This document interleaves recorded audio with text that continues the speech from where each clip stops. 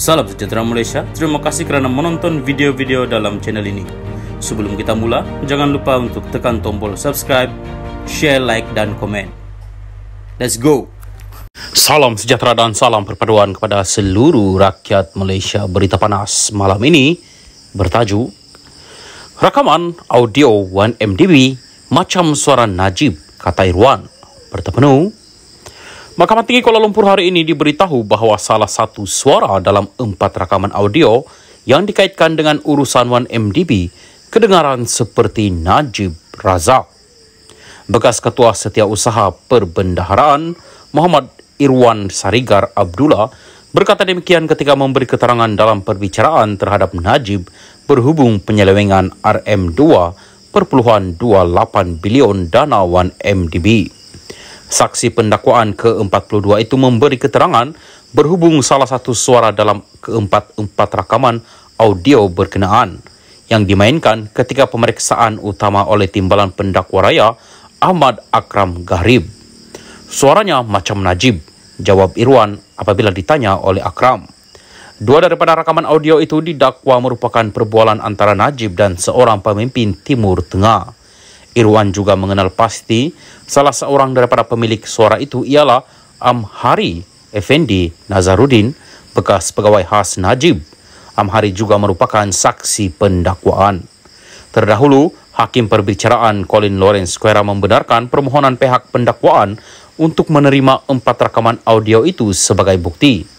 4 rakaman audio itu adalah sebahagian daripada beberapa rakaman yang didedahkan oleh Ketua Pesuruhjaya SPRM Latifah Koya pada Januari 2020. Ia dikatakan melibatkan Najib dan individu lain yang dikaitkan dengan 1MDB.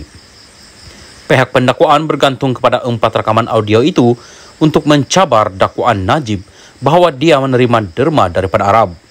Sementara itu, semasa pemeriksaan balas oleh Ketua Peguam Bela Muhammad Syafiee Abdullah hari ini, Irwan berkata dia tidak pasti sama ada suara dalam rakaman audio itu benar-benar milik Najib kerana dia tiada ketika peristiwa itu berlaku. Syafiee, selepas mendengar rakaman itu, adakah anda boleh mengatakan ini deepfakes? Irwan, saya tidak boleh katakan kerana saya bukan pakar. Deepfakes ialah media sintetik yang dimanipulasi secara digital untuk menyerupai seseorang. Perbicaraan berkaitan 1MDB akan disambung semula pada 7 Julai. Najib yang pernah menjadi Menteri Kewangan dan pengurusi Lembaga Penasihat 1MDB berdepan 4 pertuduhan salah guna kuasa dan 21 pertuduhan pengubahan wang haram membabitkan RM2.28 bilion daripada dana kekayaan negara Malaysia. Berhubung 4 pertuduhan salah guna kuasa, bekas ahli Parlimen Pekan itu didakwa melakukan kesalahan itu di Islamic Bank Berhad, Cawangan Jalan Raja Chulan di Bukit Kelon, Kuala Lumpur antara 24 Februari 2011 dan 19 Disember 2014.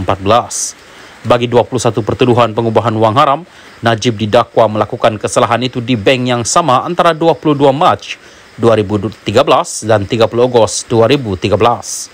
Pihak pendakwaan berhujah bahawa salah laku dalam 1MDB didalangi ahli perniagaan Lotek Jo yang juga dikenali sebagai Jolo dan beberapa individu lain dengan restu Najib. Bagaimanapun, pasukan pembelaan mendakwa Najib tidak tahu jenayah yang dilakukan dalam 1MDB dan penyelewengan itu hanya didalangi oleh Law serta ahli pengurusan 1MDB yang lain. Pengurusi penasihat BN itu kini menjalani hukuman penjara 12 tahun selepas Mahkamah Persekutuan pada 23 Ogos tahun lalu menolak rayuannya terhadap sabitan bersalah dalam kes penyelewengan RM42 juta dana SRC International. SRC pada mulanya merupakan anak syarikat 1MDB sebelum menjadi milik penuh MOF Inc. Najib juga pernah menjadi penasihat emeritus kepada SRC. Salam sejahtera dan salam perpaduan kepada seluruh rakyat Malaysia. Berita panas malam ini bertajuk UMNO tidak serius mengenai pengampunan buat Najib. Berita penuh. Peguam Zaid Ibrahim tampil membidas UMNO kerana gagal meyakinkan orang ramai mengapa bekas Perdana Menteri Najib Razak layak mendapat pengampunan. Mereka tidak membuat sebarang usaha serius untuk mencadangkan pengampunan itu. Tiada perincian dikemukakan mengenai mengapa pengampunan itu wajar dan sesuai, serta apakah isu yang perlu diambil kira untuk pengampunan. Tiada apa-apa. Mereka cuma berjanji dengan ahli mereka akan melakukan segala-galanya untuk Najib. Sebab itu, UMNO tidak akan berjaya dalam pilihan raya akan datang. Ahli akan tanya apakah janji yang akan UMNO berikan kali ini yang mereka akan tunaikan, kata Zaid yang merupakan ahli UMNO dan pernah berkhidmat sebagai peguam Najib. Zaid berkata tindakan pemimpin utama UMNO adalah hanya dengan membuat petisyen kepada Yang di-Pertuan Agong, tetapi alasan petisyen itu tidak pernah didedahkan. Sebaliknya, kata Zaid, bekas Presiden Amerika Syarikat Barack Obama menjelaskan sebab untuk meringankan hukuman penjara 35 tahun ke atas Chelsea Manning yang membocorkan rahasia ketenteraan. Bekas Presiden AS Gerald Ford mengampuni Richard Nixon kerana dia mahukan perdamaian nasional. Dia menerima Kongres adalah betul untuk mendakwa Nixon, tetapi merasakan pengampunan perlu. Bekas Presiden Afrika Selatan Nelson Mandela dan FW de Klerk memberikan pengampunan kepada mereka yang melakukan jenayah semasa apartheid untuk pembinaan semula negara, caib Zaid di akaun Twitternya.